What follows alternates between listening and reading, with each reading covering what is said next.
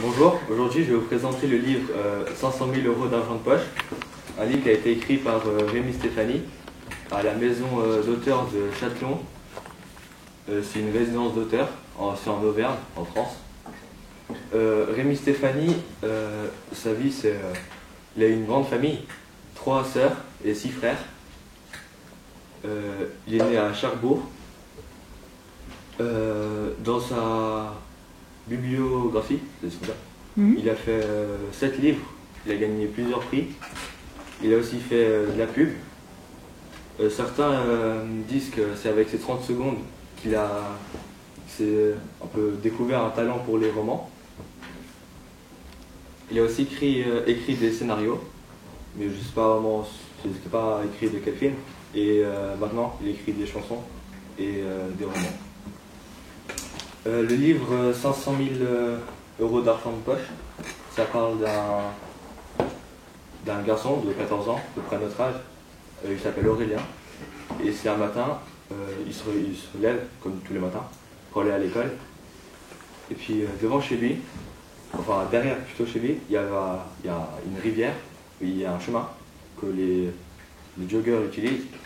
Puis sur ce chemin, ils ont retrouvé un homme qui s'est fait assassiner. 3 balles, je crois. Et puis quand la police elle est arrivée pour poser des questions pour voir ce qu'il y a eu, il y a son père, ils ne disent pas comment son nom. Il a un peu cru que c'était son moment de gloire, alors il est allé parler aux policiers alors qu'il ne savait rien. Puis les policiers ils se sont vite rendus compte que son père il servait un peu à rien.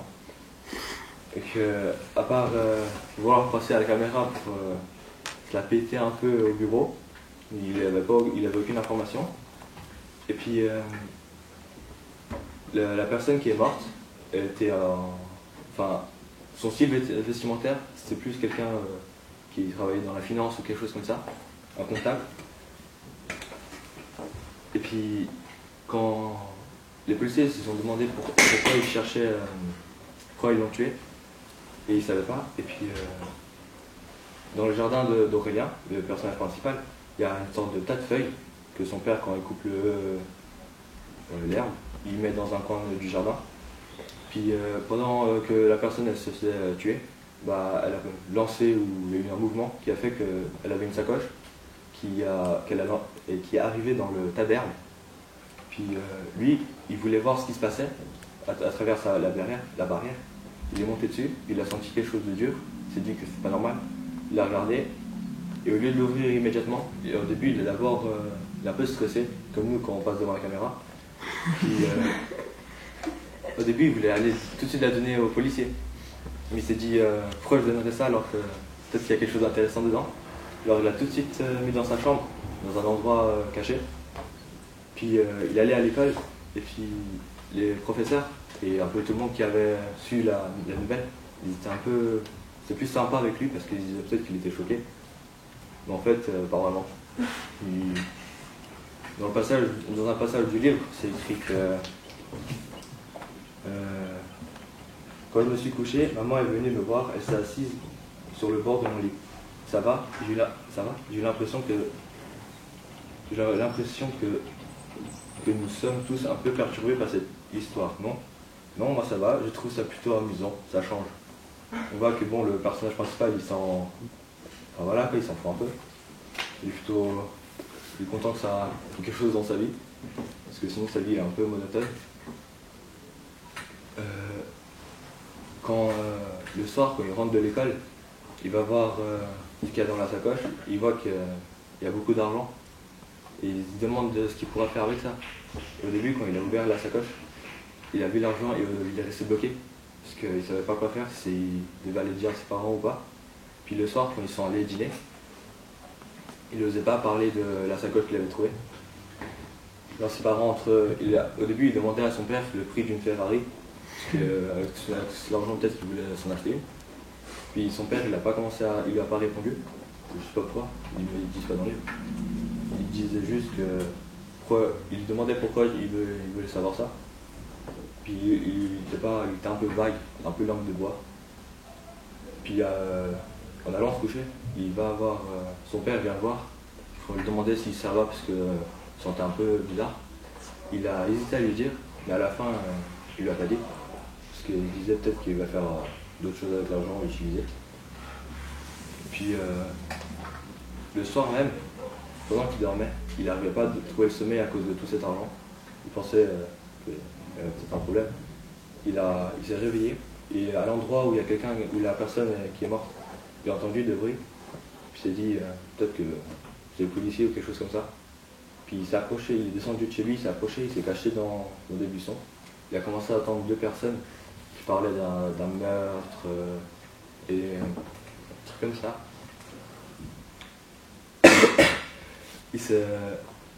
Et quand il les a entendus parler, il parlait d'un moulin et aussi d'une personne. Il disait pas vraiment son nom, c'était plus un. Enfin, il le disait sans vraiment le dire. Il appelait le patron. Puis il disait que ouais, si on ne retrouve pas ces 500 000 euros, ils vont se faire un peu déchirer. Et puis pendant le reste de l'histoire, en fait, il va le dire à ses amis. Ses amis sont pas vraiment utiles dans l'histoire, c'est juste pendant genre une ou deux pages. Ils sont là, puis après on les voit plus, ils ne servent plus à rien.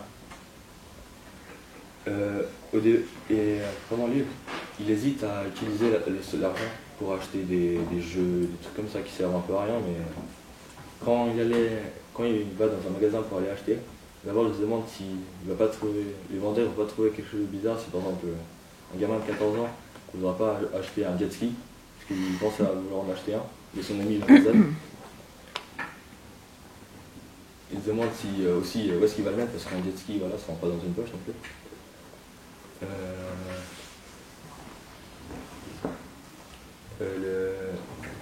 Le livre, il est présenté d'une manière. En fait, c'est des chapitres normaux, 1, 2, 3, 4, 5. Enfin, je sais plus que 5, voilà. À des moments dans le livre, il y a des sortes de. Qu'est-ce que c'est ? Des sortes de points, comme ça. Ils servent à, par exemple, se déplacer dans l'histoire d'un lieu à un autre, d'un moment à l'autre, genre matin, après-midi, 2 semaines, 3 semaines. Puis le livre, il a été. La maison d'édition, c'est Payot, librairie. C'est un livre qui a été sélectionné par les prix d'enfance. Prix d'enfants, c'est ça. Puis il y a aussi la radio-télévision suisse, et puis l'Institut suisse de jeunesse et des médias qui ont quelque sorte approuvé ces livres. La couverture a été faite par Vincent Dutray. Il n'y a pas eu plus d'informations que ça sur lui. Il y a aussi des informations qui servent à rien, mais un peu quand même. Par exemple, le papier d'où il vient. Le papier du livre, de quelle culture d'art il vient. Parce que c'est intéressant de le dire. Puis le genre du livre, c'est un polar. Moi, sincèrement, je trouvais le livre, au début, il était un peu enfantin, un peu niais. On se dit vite que ouais, on connaît un peu la suite de l'histoire sans vraiment la connaître. C'est un peu comme à la télé, les séries, c'est toujours la même chose. Voilà, c'est un peu comme ça. La chute, elle est un peu. On s'y attend un peu, mais il y a des rebondissements dans l'histoire. Et puis voilà. Et puis comment c'est écrit ? Vous avez aimé l'écriture ? Ouais, j'ai aimé, mais c'était un peu enfantin, un peu niais. Donc vous n'avez pas trop aimé globalement ? La façon d'écrire, non, mais l'histoire était sympa. Il y avait quand même du suspense. Ouais. Oui. Ah, pardon.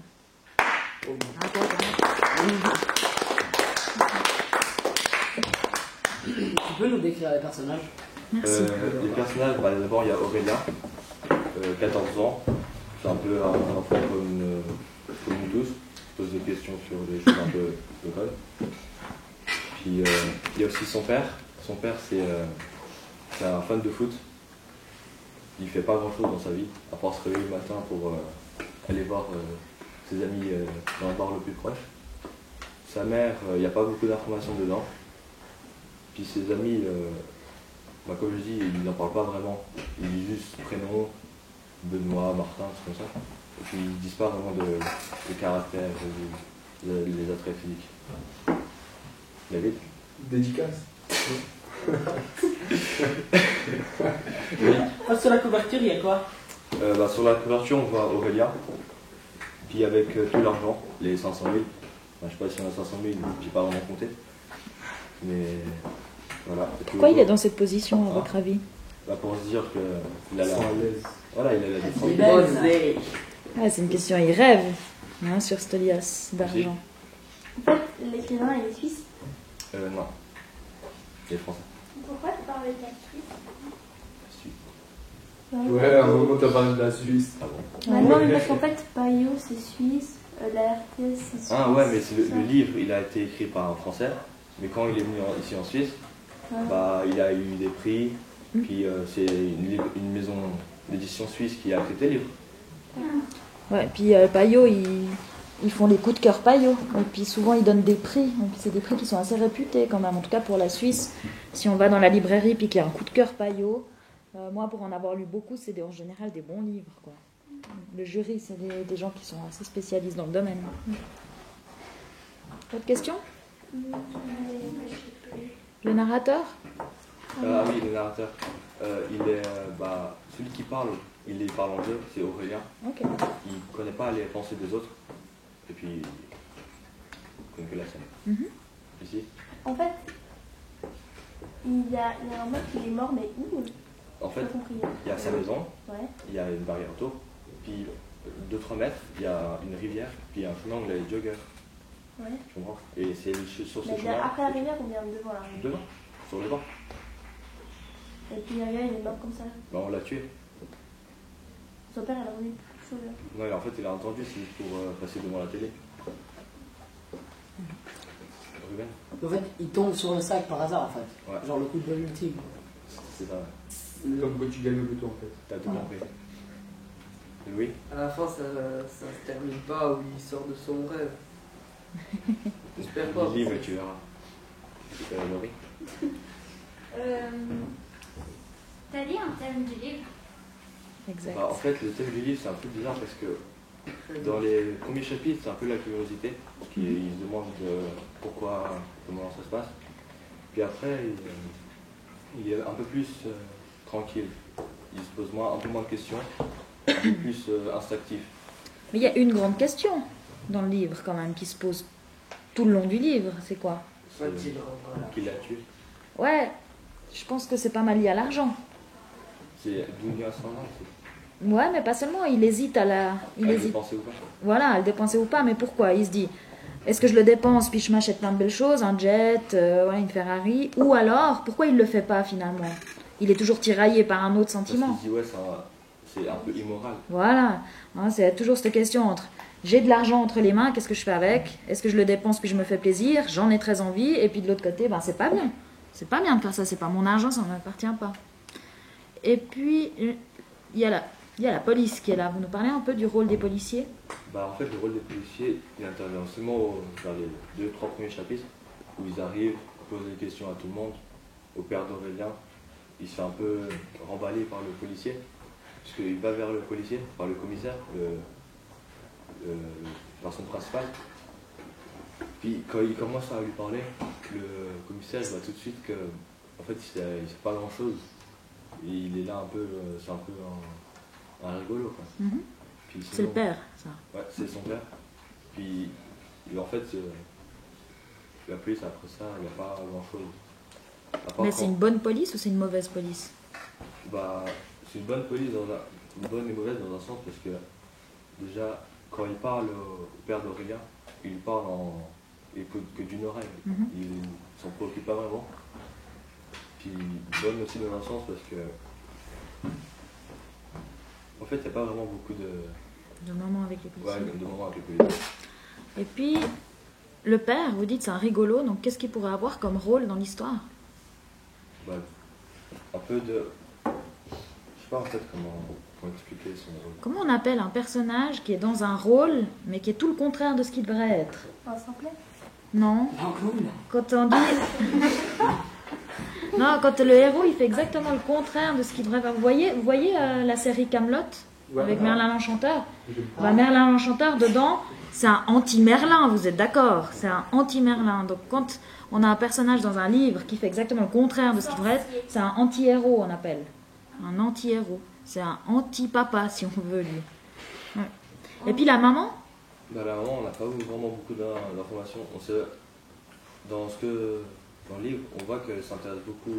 Enfin, c'est un peu une sorte de très protectrice, puisqu'elle va tout de suite le voir. Est-ce que ça va? Est-ce que tu te sens mal? Tout comme ça. Et lui, il répond, bah, il trouve ça drôle. Ok. Et si? Pourquoi son père ne travaille pas? Si, il travaille. On a cru qu'il voulait juste d'être fan de foot. Oui, il est fan de foot. Puis Il va juste au bar avec ses amis. il va au bar et puis de temps en temps il travaille. Toi, Et quand il travaille, bah, c'est plus pour aller voir ses amis, pour rigoler avec eux, que pour travailler. Ok, mais pourquoi de temps en temps? Puisque en fait, bah, c'est ce qu'il dit au début, quand il le décrit. Il dit ouais, toujours en jogging, en train de regarder le foot. Puis Non, il travaille pas. le seul moment où il bouge un peu, c'est quand il dit c'est quand il y a un goal de l'Inter de Milan. Quoi. Ok. Ah, je sais. Il rit. Puis toi, en fait, t'as réfléchi si tu trouverais cette somme d'argent. Qu'est-ce que tu ferais si t'as permis de réfléchir? Bah, en fait, Tu me poses la question. en fait, je pense que je le dépenserais, parce que c'est de l'argent. L'argent, c'est fait pour être dépensé. Bah voilà. Mais si vous achetez par exemple une Ferrari avec, vous pensez pas que ça paraît louche? Les questions que se pose le personnage, vous trouvez pas qu'elles sont non, bien je placées? T'as gagné alors 1 million? Bah, dans le sens, oui. Ça dans- saurait quand même. Ouais, mais Ouais. voilà. Si t'as de l'argent, si t'as par exemple 10 francs, tu vas pas les garder. Et vous le direz à vos parents? Sérieux? Mais c'est pas la même Bah ouais, somme comme ça je d'argent. dépense avec mon père. Il y a encore une question ici. Tout le n'importe quoi. Mais ça se fait pas de s'acheter une voiture avec de l'argent au cash. C'est bizarre en tout cas. C'est Ouais. étrange. Je sais pas, tu vas pas acheter. Bon, Faut ça que tu existe, mets hein. sur un Mais compte. sur un hein. compte, mais ils sont contrôlés. Ils ont quoi comme style de vie? Pas quelqu'un qui te donne de l'argent, C'est non. de vie normal. Quoi. C'est-à-dire ils sont pas riches, ils sont pas Ni- pauvres. Ni non plus trop riches, ni non plus vraiment pauvres. À pas savoir comment manger, normal. Donc ça leur rendrait service d'avoir 500 000 euros quoi. Ok, merci. Et